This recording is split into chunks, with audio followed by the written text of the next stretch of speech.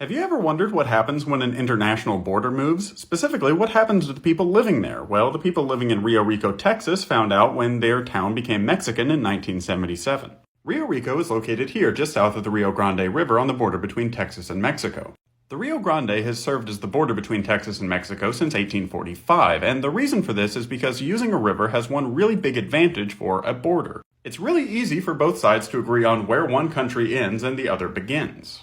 There is, however, one really big disadvantage to using a river, the fact that they move over time, and so you have basically two options in order to figure out what happens to the border. One option can be seen with the town of Kaskaskia, Illinois, on the border with Missouri, that used to be the capital of the Illinois Territory.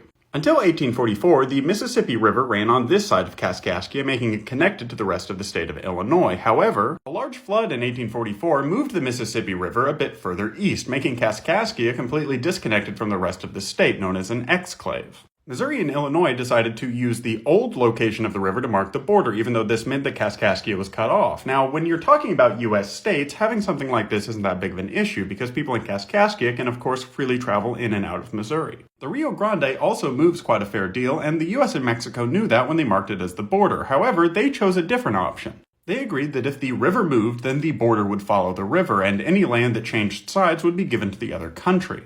Which brings us back to the town of Rio Rico.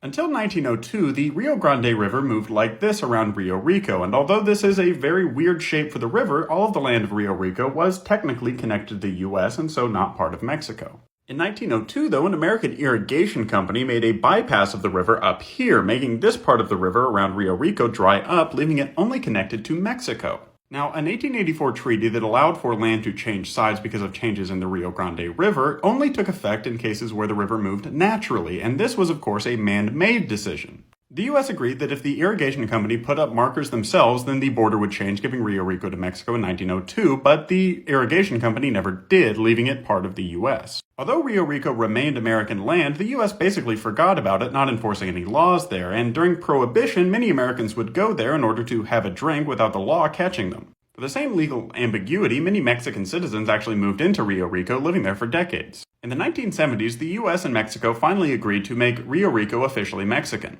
But what would happen to the people living there? Well, the answer didn't come about until 1977 when a Rio Rican named Homero Cantu sued the U.S. federal government for citizenship. You see, the U.S. has what's called jus soli citizenship, or right of the soil, meaning that anyone born in the U.S., regardless of heritage, is an American citizen by birthright.